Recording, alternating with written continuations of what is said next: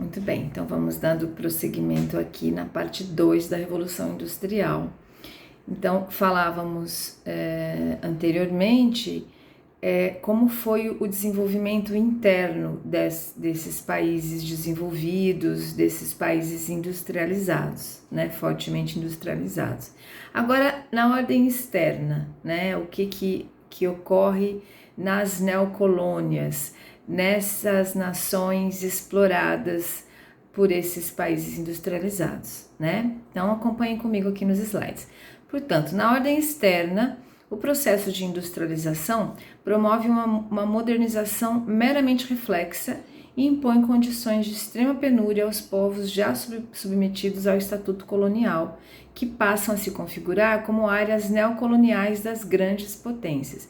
Então, são países que vão se configurando, vão se organizando para suprir os interesses, as necessidades desses países industrializados, né? Por isso, uma modernização meramente reflexa, né? Tudo que vai sendo investido nesses países subdesenvolvidos ou em desenvolvimento, na verdade, tem a intenção de facilitar essa produção, essa exploração de matéria-prima e a escoação dela até chegar no seu destino, né, para serem transformadas nas indústrias e voltarem em produtos para serem consumidos, né?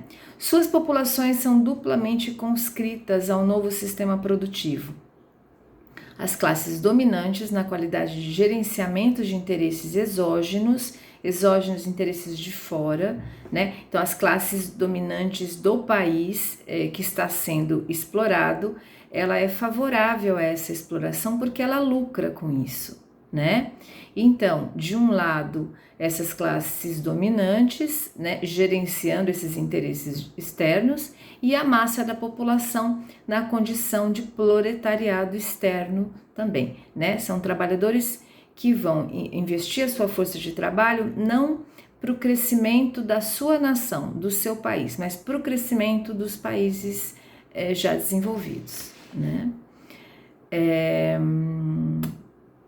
Engajados na produção de matérias-primas, né? O que esse proletariado externo vai fazer, né? Vai trabalhar na produção dessas matérias-primas para a elaboração industrial, como os minérios, o petróleo, a borracha, o algodão, o couro, a lã e diversas outras produzidas por trabalhadores assalariados que também são consumidores, né? Então, esses produtos vão em forma de matéria-prima e voltam em forma de produtos industrializados para serem consumidos aqui. A esses produtos acrescentam-se também depois os novos gêneros de exportação, como o café, o cacau, a carne bovina, as frutas tropicais, requeridos em proporções crescentes pelos mercados das sociedades industrializadas. Assim, o mesmo progresso da industrialização, que multiplica fábricas nos países cêntricos do sistema, alarga simultaneamente as áreas de plantação e de pastoreio comerciais, de extrativismo florestal ou de exploração de minérios nos países periféricos, né? Então, isso nós vemos acontecer até hoje, né? Atualmente, mais propriamente ainda, né? Portanto, à medida que essas indústrias vão crescendo nos países industrializados, vai necessitando cada vez mais a exploração dos elementos naturais, né? Dos minérios, do petróleo. É preciso derrubar florestas para plantar pasto para o gado, dessa carne que vai ser exportada, enfim, isso a gente vê até agora, né? A nossa floresta Amazônia sendo dizimada por conta desses interesses, né? Isso vocês já sabem, eu não preciso dizer. Próximo slide. A implantação imperialista se dá em 3 etapas, né? Então, como é que se dá essa implantação? Primeira, a exportação de suas manufaturas e a conquista de fontes privativas de matérias-primas, né? Então, a primeira parte da exploração dessas regiões subdesenvolvidas ou em desenvolvimento se dá desta maneira, né? Então, essas indústrias de fora vendem os seus produtos para essas neocolônias e vão extrair os seus produtos naturais para levar para enfim, produzir mais produtos, né? A segunda forma de exploração: a exportação de equipamento modernizador da infraestrutura produtiva para as nações atrasadas e empréstimos a governos. Assim, intensifica-se a exploração, uma vez que as nações dependentes passam a pagar pelo instrumental que as torna mais eficazes como provedoras de matérias-primas na construção de ferrovias, portos, sistemas modernos de comunicação e maquinaria especializada para as atividades produtivas. Então, para que essas nações dependentes, né, esses países em desenvolvimento, subdesenvolvidos, sejam mais eficazes na produção, na escoação dessa matéria-prima, é necessário toda essa infraestrutura, né? Portanto, aí máquinas mais apropriadas para a extração dessas matérias-primas, as ferrovias e portos para o transporte dessas matérias-primas, para o escoamento, né, desses produtos, sistemas de comunicação, enfim. Então, o que isso quer dizer, né? As nações mais industrializadas, né, esses países desenvolvidos, vão emprestar dinheiro, né, emprestar esse maquinário para as nações que são subjugadas, né, e para que elas sejam mais eficientes para eles próprios, né, para esses países industrializados, e esse governo ainda fica com essa dívida, né? Então, eu pago para ser mais eficiente para aquele que me explora. É exatamente isso. Essa foi a segunda fase dessa implantação imperialista. E a terceira fase é a instalação das multinacionais nesses países em desenvolvimento, né? Então, para a gente, aparentemente, que bom, traz mais emprego, etc. e tal, traz mais desenvolvimento, mas esse é um desenvolvimento meramente reflexo, né?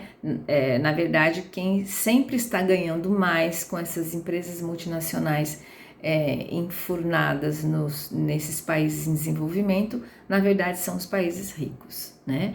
Então, olha lá, a terceira forma de implantação: instalação nos países dependentes de subsidiárias das grandes corporações monopolistas como dispositivos de exploração de riquezas minerais e de produção industrial para o mercado interno, drenando os capitais gerados nas nações pobres para enriquecer ainda mais as nações opulentas, né? Porque quando eu trago uma fábrica, por exemplo, de chocolate para uma fábrica de fora, de chocolate para um país dependente, um país subdesenvolvido ou em desenvolvimento, né?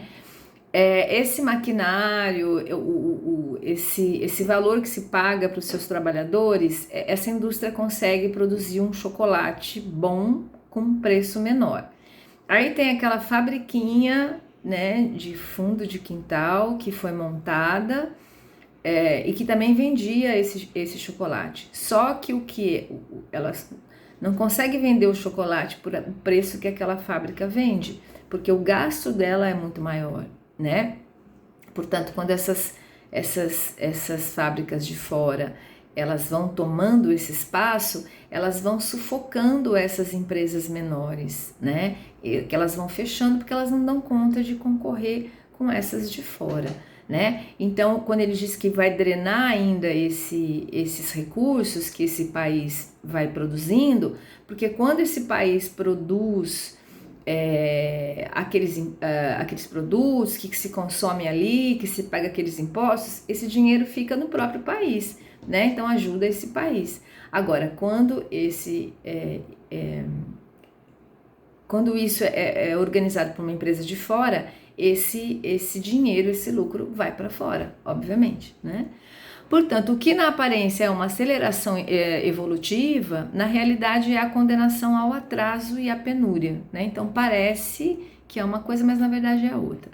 Nessas condições, as populações crescem para marginalizar-se, porque não se lhes oferecem perspectivas de se integrarem ao sistema produtivo modernizado. Não há condições de as pessoas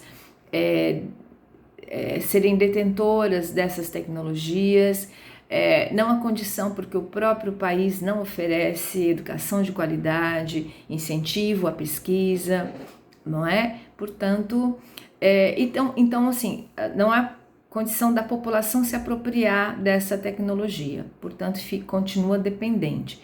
Tampouco surge uma cultura erudita capaz de dominar os princípios científicos da nova tecnologia produtiva, né, o que já falamos.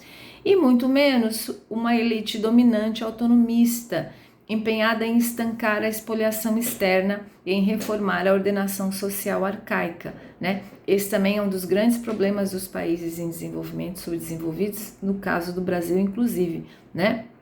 Não existe uma elite autonomista que vá empenhar os seus recursos para fortalecer as suas indústrias e fortalecer a exportação e fortalecer o seu país, né? Ela vai continuar trabalhando nessa exploração desses recursos para vender para os países industrializados, né? Então isso mantém o país dependente, né? Portanto é isso, essa elite não se importa, né? Que teria esse poder de reformar a ordem das coisas, mas não existe essa intenção. Próximo slide. Com as revoluções tecnológicas anteriores, a industrialização se instaura como uma reordenação da relação entre povos, privilegiadora dos mais avançados e extremamente hostil ao desenvolvimento dos outros, né? Então isso vai sufocando para que os países menores, os países em desenvolvimento, não ultrapassem um limite de desenvolvimento, né? Exatamente porque para que os países ricos sejam muito ricos é preciso que existam os pobres, os muito pobres, né? Por conta da exploração, tanto dos recursos quanto do trabalho, né? Assim, no século XIX, Inglaterra, França, Países Baixos e Estados Unidos repartiram entre si o mundo inteiro como um contexto destinado à expoliação. Então, como se o mundo inteiro fosse um bolo, esses países mais industrializados na época, né, dividiram o mundo entre eles, né, por conta dessa expoliação, né, dessa extração de matéria-prima e da venda dos seus produtos para esses mercados novos, né. O primeiro modelo de ruptura deste círculo, então, porque isso não foi aceito por todo mundo numa boa no mundo inteiro, né? Portanto, existiram aqueles que se rebelaram contra isso. Então, o primeiro modelo de ruptura deste círculo de domínio foi configurado pela Alemanha, Japão e Itália, que conformam o padrão tardio de desenvolvimento, alcançado por projetos de desenvolvimento autônomo conduzidos pelo Estado, com lideranças político-militares associadas a plutocracias empresariais. Plutocracia são pessoas ligadas, empresários no poder, né? Elas trazem a garantia de pleno emprego e o dirigismo econômico versus o livre comércio, né? Então traz uma condição de trabalho melhor para a sua população do que esse livre comércio, esse laissez-faire, esse liberalismo, né? Em relação à produção e ao trabalho e ao comércio, enfim. Esses países se opõem irredutivelmente a essas nações imperialistas, desencadeando assim sucessivas guerras locais e mundiais, com o propósito de impor uma redistribuição de áreas de dominação e o reconhecimento da supremacia de estados que se fizeram novas potências industriais, ok? Então, essa necessidade desses países de serem reconhecidos também como países industrializados, mesmo que tardiamente, né? E também quererem fazer parte da divisão deste bolo, né? E esses conflitos vão culminar nas guerras, né? Nas guerras mundiais e em outras menores. né? Esses conflitos favoreceram o desenvolvimento industrial autônomo em regiões como a Escandinávia, o Canadá e a Austrália, uma vez que em conjunturas de guerra, essas nações puderam exportar mais do que importavam, acumulando divisas e capazes de preservar os interesses econômicos nacionais. Então, os países que estão envolvidos na guerra, apesar de serem industrializados, eles estão com o seu foco voltado para a guerra, né? Então, muitas empresas vão deixando de produzir os seus produtos. E aí é onde outros países também começam a investir na sua própria industrialização e começam a produzir aqueles produtos que não vêm mais de fora, tanto para eles quanto para exportarem também, né? Então, então por conta da guerra, outros países vão crescendo, né? Porque não estão envolvidos na guerra e estão investindo no seu próprio processo de industrialização. Próximo slide. Como se vê, o impacto da Revolução Industrial se imprime diferencialmente, configurando sociedades modernas e nações subdesenvolvidas. Ambos são produtos da mesma força renovadora, umas realizando suas potencialidades e outras vendo-se limitadas externamente pela expoliação imperialista e internamente pela constrição oligárquica, incapazes de conduzir ao desenvolvimento autônomo. Então, isso é aquilo que já falamos. Então, essas nações não conseguem se erguer, não conseguem se desenvolver como poderiam, né? Por conta desse sufocamento externo de fora, dessa exploração de fora e por conta essa constrição oligárquica, né? Essa oligarquia tem a ver com essas famílias no poder, né? Sempre as famílias das elites mandando no país, né? Como até hoje, na verdade, todo mundo sabe disso, né? Então, por conta disso, as coisas ficando como elas estão, elas favorecem tanto as nações externas quanto a elite que domina o país. Próximo item. A condição de subdesenvolvimento não representa, portanto, o atraso diante do progresso. Representa, isto sim, uma sequela necessária das próprias forças renovadoras da Revolução Industrial, que geram dois produtos: os núcleos industriais, como economias de alto padrão tecnológico, e a periferia neocolonial de nações estruturadas não para atender às suas próprias necessidades, mas para prover aqueles núcleos de bens e serviços em condições subalternas. Então, essas nações dependentes, elas não estão pensadas para desenvolver a si próprias, né? Elas estão pensadas para trabalhar para o desenvolvimento e para o enriquecimento das nações de fora, das nações que já são desenvolvidas, né? Portanto, quando ele diz aqui, então a condição de subdesenvolvimento não significa que é um atraso diante do progresso. Então, não quer dizer que os países subdesenvolvidos vão trabalhar e vão um dia ser países desenvolvidos. Não nessa lógica capitalista, porque a lógica capitalista é justamente essa, né? É manter países subdesenvolvidos para que os outros sejam desenvolvidos, né? Então, a lógica não é como se pensa, né? Então, não é que nós estamos atrasados em relação ao desenvolvimento dos Estados Unidos, por exemplo, né? O Brasil foi pensado já desde o começo, né? Para servir as outras nações e não para se desenvolver enquanto país. Portanto, qualquer governo que entre e tente fazer o Brasil se desenvolver em educação, em tecnologia, em ciências, é um governo que vai ser tirado, como aconteceu bem recentemente, né? Porque isso não interessa às nações de fora e nem à elite brasileira. Próximo slide. O subdesenvolvimento não corresponde, pois, a uma crise de crescimento, uma condição pretérita, uma condição anterior das nações desenvolvidas, né? É exatamente o que já falamos.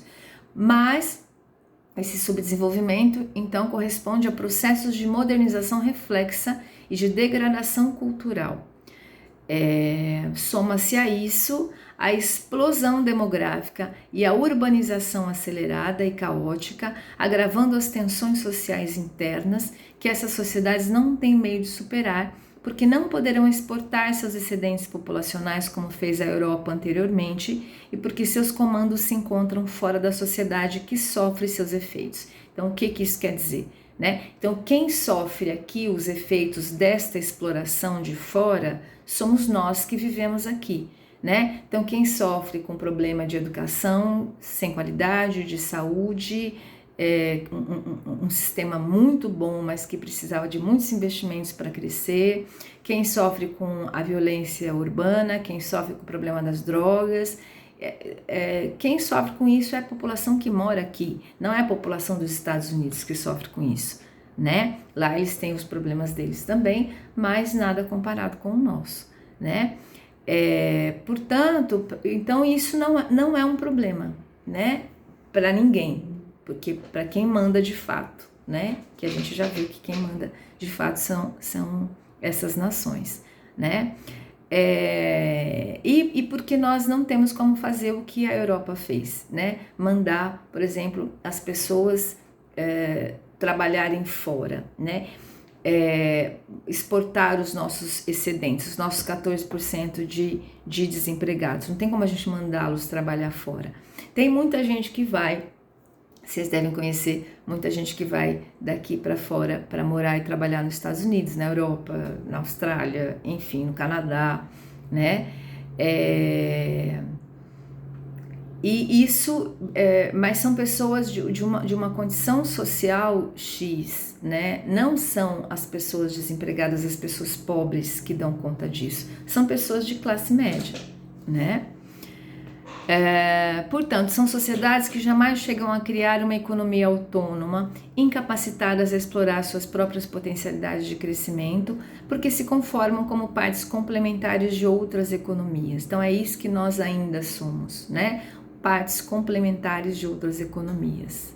Soma-se ainda a deformação de sua classe dirigente, que posta a serviço da espoliação estrangeira, não se torna capaz de amadurecer como um empresariado renovador e competitivo, né? Em lugar disso, configura um patronato deformado no exercício de funções gerenciais, uma oligarquia retrógrada apegada aos seus privilégios e um patriarcado civil e militar parasitário que absorve grande parte dos excedentes do trabalho comum, né? Então, o que é que nós temos aqui? Nós temos a nossa elite oligárquica, né, dominante, o 1% de milionários do país, que estão a serviço desses interesses externos e que mandam na política do país, né? É o 1% de ricos que diz o que vai acontecer, quem vai ser eleito, quem vai sofrer impeachment, quem vai sair, o que vai acontecer, o que não vai acontecer. E como é que eles fazem isso? Controlando também os meios de comunicação de massa,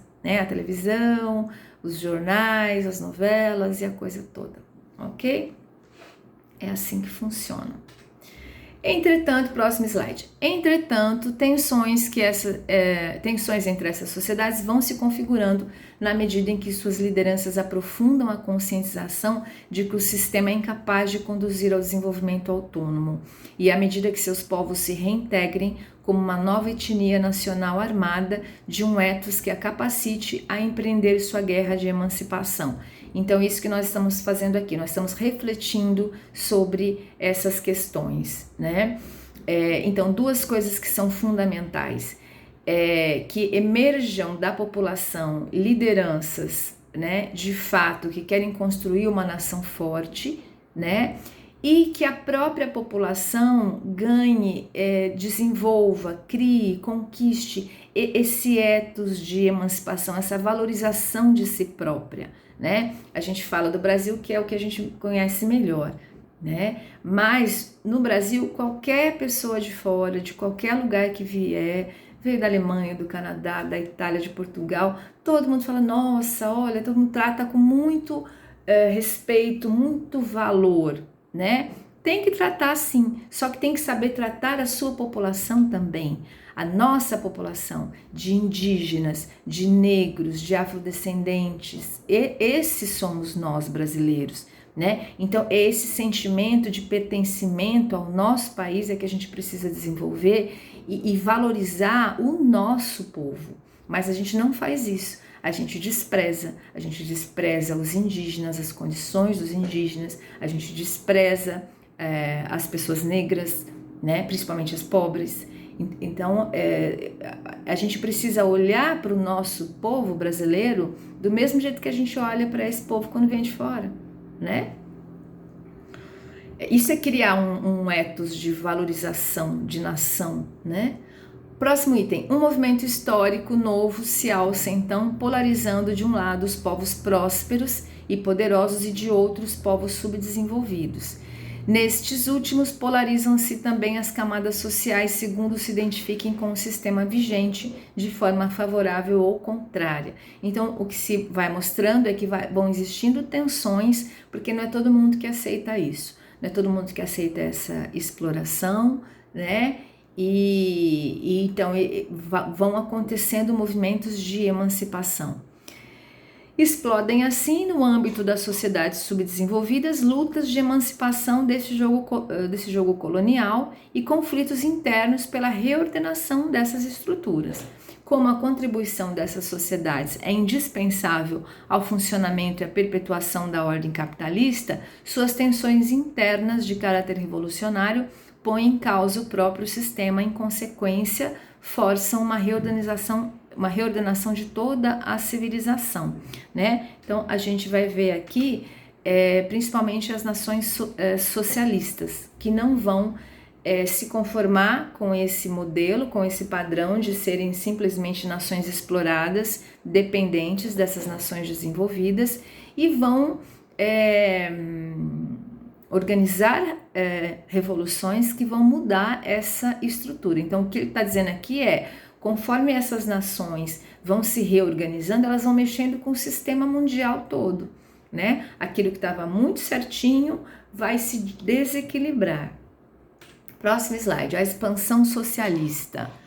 Com base nas forças renovadoras da Revolução Industrial, desencadeiam-se depois da Primeira Guerra Mundial um processo civilizatório novo, responsável pela estruturação das formações socialistas em consequência de tensões geradas pelos próprios progressos da industrialização, né? Então, essas consequências, porque quanto mais industrialização, mais exploração, daí surgem as tensões, né? Então, primeiro, tensões entre as próprias potências imperialistas, né? Aquelas que vimos, a partir de sucessivas guerras para repartir esse bolo mundial, esse bolo colonial, né? Então, essas são as primeiras tensões entre as próprias grandes nações industrializadas.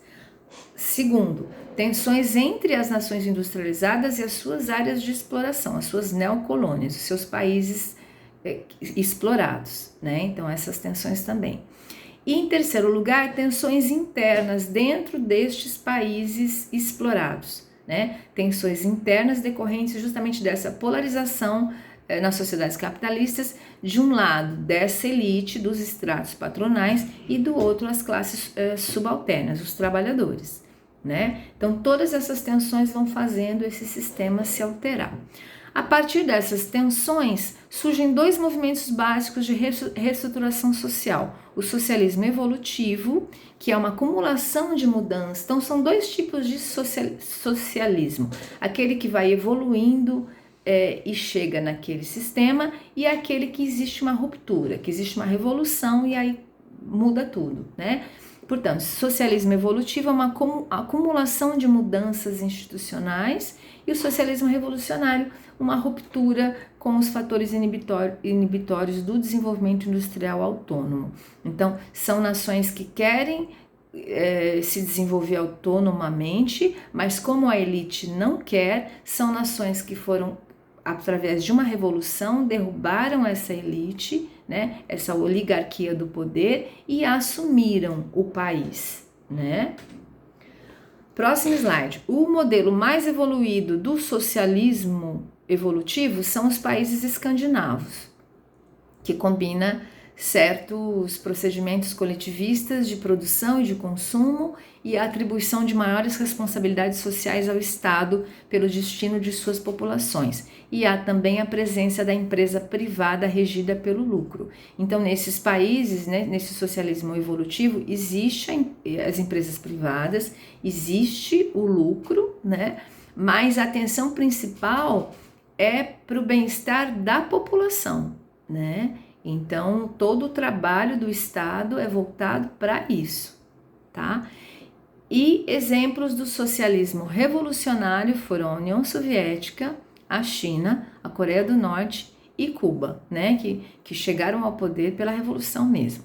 Projeto concretizado de reforma intencional das sociedades humanas, por meio de movimentos revolucionários com o objetivo de acabar com as formas de expoliação e alienação dos homens, mediante a eliminação da propriedade privada dos meios de produção e a consequente erradicação da estrutura classista das sociedades e com ela dos mecanismos de opressão do Estado, a oposição entre cidade e campo e entre o trabalho físico e o intelectual. Né? Então, a intenção dessas nações, quando romperam com essa elite, romperam com essa dominação externa, era isso, né? Trazer um bem-estar também para a sua população, mas ali, então, não existe, como no socialismo evolutivo, a empresa privada, né? As empresas são de domínio do Estado, elas passam a ser de domínio do Estado, toda a produção, né? Da alçada do Estado, e um trabalho de educação para promover também essa desalienação, né, das suas populações, e um trabalho também pensado para valorizar esse trabalho físico, porque a gente sabe que o trabalho intelectual ele é muito mais valorizado, inclusive economicamente, do que o trabalho físico, né? E a ideia lá não é essa, né? Então é valorizar tanto o trabalho intelectual quanto o físico, e também essa diferença entre a cidade e o campo, né? Existe também esse preconceito ainda com o trabalho do campo, que é na verdade quem produz a comida que vai para a mesa, né? Mas ainda existe essa discriminação, né? E portanto, esses países que rompem com toda essa estrutura, né, que já estava posta, já estava organizada e vai montar do seu jeito, vai encontrar dificuldades. A primeira dificuldade é justamente a criação de uma nova estrutura de poder. Rompeu-se com aquilo, é preciso colocar alguma coisa no lugar, criar um aparelho tecnocrático novo. Um segundo problema é a instauração de um novo sistema econômico-social, mobilizando os bens de produção desapropriados das empresas privadas, né, que agora são do cunho do Estado, e organizar a força de trabalho nacional. Então isso também foi uma dificuldade. E a capacidade de fazer face à hostilidade interna daqueles que não concordavam com aquela revolução, com aquela mudança de estrutura, e a hostilidade externa, né? Para isso precisou-se investir muitos recursos também na questão militar, de proteção, de autodefesa dessas nações externas que não aceitaram essa revolução. Aí nós temos um outro modelo, né, que é o nacionalismo modernizador, aí no próximo slide, que vai dizer que algumas outras nações foram por outros caminhos, né? Então, algumas nações atrasadas, lutando por sua autonomia econômica e política no mundo bipartido entre os campos capitalista e socialista, então ficaram no meio do caminho. Algumas nações não queriam ser expropriadas, né, expoliadas por esse campo capitalista, e também não chegou a desenvolver o seu sistema socialista, ficou no meio do caminho, né? Então essas nações procuram encaminhar-se para um novo modelo estrutural que lhes enseje a industrialização e o desenvolvimento, né? O nacionalismo modernizador, fundado também em bases socialistas, prevê a mobilização popular para o esforço desenvolvimentista. Então, entendendo que para uma nação forte é necessário um povo forte, um povo que tenha uma autoestima muito boa, um ethos, né? Um olhar para si mesmo enquanto povo muito valorizado, um povo que tenha educação e cultura, vai fazer uma nação forte, né?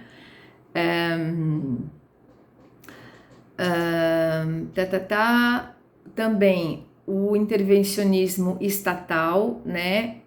Essas nações entendem que quanto mais o Estado ele tomar conta, aqui a gente percebe, já falamos disso, todo mundo já sabe, que nós temos os grandes empresários, 1% de milionários que mandam no país, né? Que ditam as regras do país, como vai ser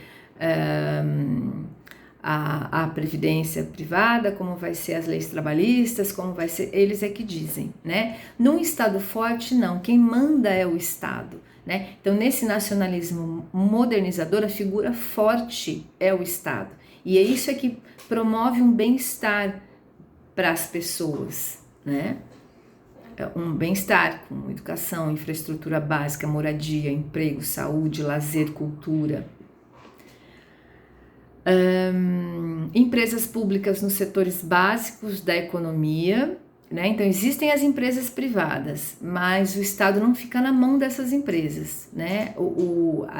As necessidades básicas são empresas estatais.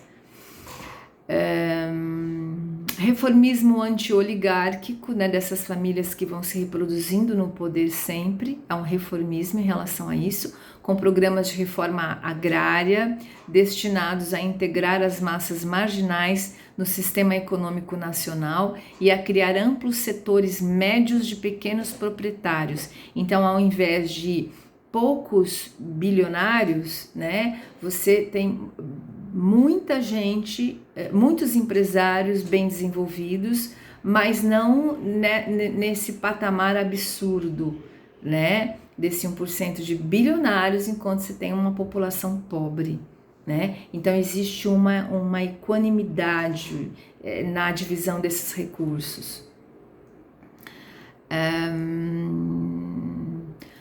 Uma postura ideológica lucidamente anti-imperialista, né? Quer dizer, não vamos servir as nações de fora, vamos ser países desenvolvidos. Então isso aqui é uma postura ideológica anti-imperialista, de mobilização dos seus povos para a emancipação, um desenvolvimento econômico em linhas autonomistas e expressão de etnias nacionais afinal amadurecidas para assumir orgulhosa sua imagem e para exercer o comando do seu destino. É isso que já falamos. Um povo forte precisa ter uma autoimagem forte. No nosso caso, precisamos nos valorizar enquanto brasileiros, valorizando o nosso povo, né? Os povos indígenas, os povos africanos, enfim. E ali, para concluir esse slide, uma sociedade saudável, portanto, há de surgir, conforme Norbert Wiener, como uma sociedade que se baseia em outros valores humanos que não a compra e a venda, né? Isso também é algo que a gente precisa reconstruir dentro da gente, né? Aquela questão de comprar só o que de fato é necessário, enfim, para a gente ajudar a transformar esse sistema capitalista que é muito selvagem, né, num sistema capitalista mais tranquilo, que favoreça uma vida tranquila para todo mundo, né? E o próximo e último slide, a civilização da humanidade. Essa parte está no próximo capítulo, que o Darcy Ribeiro vai tratar sobre a revolução termonuclear, né? O que ele vai dizer disso? A implantação da tecnologia científica de base termonuclear e eletrônica e as sociedades futuras, né? Como é que essa tecnologia vai impactar na organização de sociedades melhores, né? As profundas defasagens de tempos evolutivos que hoje medeiam entre os povos poderão ser paulatinamente reduzidas. Essa distância de desenvolvimento entre as nações vão acabar, né? Para tanto, ter-se-á de criar sistemas adequados de difusão e de educação de base mundial, capacitados a socializar cada nova geração de acordo com os mesmos conteúdos e as mesmas diretrizes. Então a gente está percebendo que, de fato, a educação desse povo, né, é fundamental para criar nações fortes, né? É fundamental, primeiro, superar as carências elementares, né, de alimentação, saúde, infraestrutura básica de água, luz, calçamento, enfim, as pessoas precisam ter onde morar, precisam ter condições de acesso à escola, aos hospitais, ao posto de saúde, enfim, né, a cultura, ao lazer. Então, primeiramente é preciso superar essas carências, né?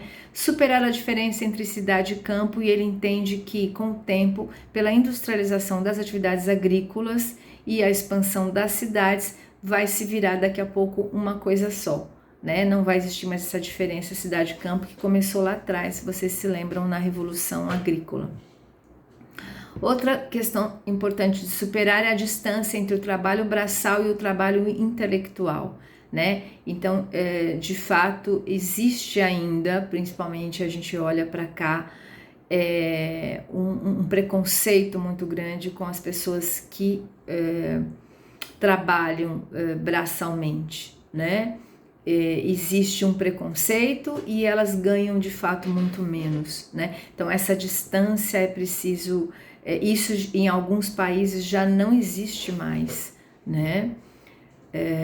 Então, por exemplo, a pessoa que vai recolher o lixo, ela vai ganhar a mesma coisa que uma professora, parecido esse salário, né? Não existe essa distância. Tudo bem que os professores aqui no Brasil ainda ganham muito pouco também, mas as pessoas que vão trabalhar na coleta desse lixo ganham muito menos, né? Então a ideia é que se equipare esse trabalho, porque todo trabalho é importante, né? Então não há motivo para um se sobrepor ao outro. Todo mundo precisa ganhar muito bem e ter uma condição muito boa de vida, né?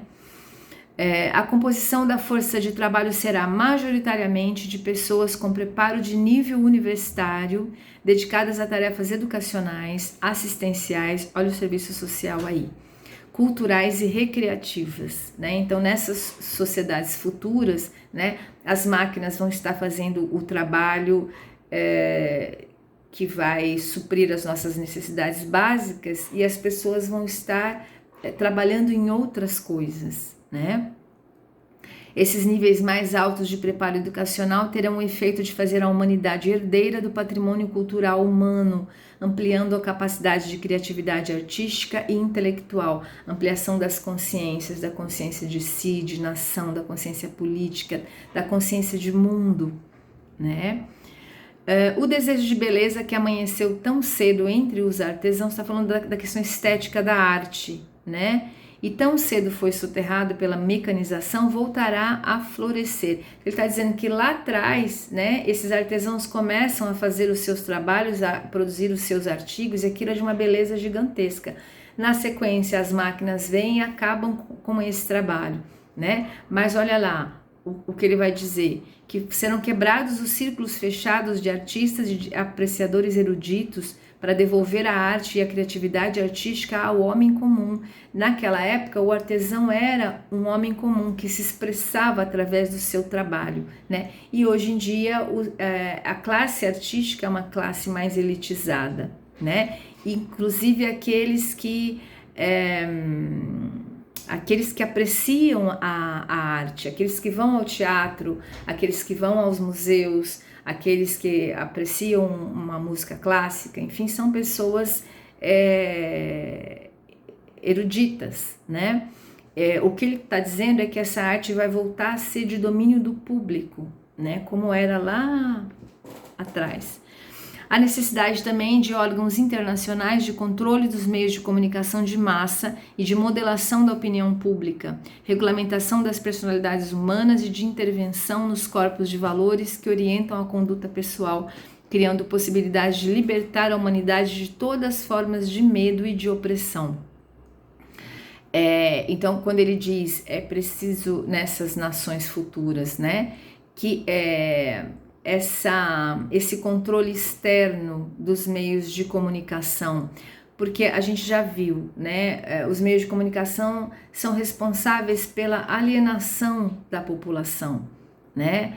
dependendo dos programas que eles passam, a partir das notícias que eles filtram, do olhar que eles têm, né? Então, por exemplo, se a elite vai apoiar aquele candidato X, então é aquele candidato que vai veicular da melhor maneira nessa mídia, e os seus oponentes vão ser atacados de todas as formas, né? Justamente para criar na população esse apreço por esse candidato que a elite quer colocar no poder, né? Então isso é profundamente alienante. As pessoas têm que ter o direito, né, de refletir e de pensar nos seus candidatos e não ficar engolindo goela abaixo, né? Isso falando da política e de outros valores, enfim, né? Portanto, é isso. E aí embaixo a gente fala lá do papel do serviço social, né? Então a gente viu até aqui, trabalhamos o livro praticamente inteiro do Darcy Ribeiro, mostrando como é que nós chegamos até aqui, como é que a sociedade se formou e se organizou e estamos onde estamos, né? E agora qual que é o nosso papel, né? Vocês estão ingressando no serviço social, daqui a pouco estão formados, estão trabalhando, daqui a pouco vão para os seus estágios, né? Então, qual é o papel, né? É aquilo, a gente não vai salvar o mundo, não vai mudar o sistema, mas nós somos peças desse sistema, né? Então todas as nossas tensões, todo o nosso trabalho, ele vai refletir nesse sistema, sim, né? A gente pode ver aqui por esse último slide, é uma projeção de sociedades futuras que vão acontecer dessa forma, né? Com a nossa ajuda ou sem a nossa ajuda, vai existir esta evolução, né? Os povos vão chegar neste futuro melhor do que a gente enxerga hoje para as nações, né? E a gente pode escolher fazer parte disso ou não, né? Mas o papel da educação, o papel do serviço social nessa transformação é fundamental, né? Então, já vimos inclusive naquela live que vocês assistiram, o papel do assistente social não é de assistencialismo, é de emancipação, né? Então é do apoio a esses movimentos sociais que surgem em busca dos direitos daquelas comunidades, daquelas pessoas. Então é apoiar, de levar para as comunidades de bairro, apoiar lideranças de bairro que vão cobrar os seus direitos, que vão solicitar aquilo que aquela comunidade precisa, uma escola maior, enfim, um posto de saúde melhor, uma praça de lazer, uma biblioteca para aquela comunidade, não precisa pegar um ônibus e ir lá longe, a criação desses espaços culturais onde essas pessoas possam se reunir para assistir um filme, depois sentar e debater sobre aquilo, para assistir vídeos, para assistir palestras de diferentes profissionais, para falar sobre questões políticas, questões sociais, enfim. Então tudo isso são intervenções que o servidor social pode fazer dentro das comunidades, né? Buscar, implantar, cobrar essa implantação de espaços de arte dentro dessas comunidades, que essas pessoas, essas crianças, esses jovens tenham acesso a aprender um instrumento musical, a fazer esportes, enfim, né? Tudo isso vai contribuindo para essa emancipação, né? Então é tudo isso que nós podemos fazer dentro das próprias escolas, acompanhar o trabalho das escolas, acompanhar as crianças, né? As suas famílias, as necessidades que elas têm. Crianças com deficiência estão sendo bem atendidas nas suas necessidades, crianças estão sofrendo bullying, crianças que sofrem assédio, enfim, acompanhar todo esse trabalho, né? Então existe aí realmente uma grande contribuição do serviço social nesse sentido. E eu espero ter contribuído para a gente ampliar aí essa consciência, ok? Muito obrigada por estarem comigo até aqui e até a próxima.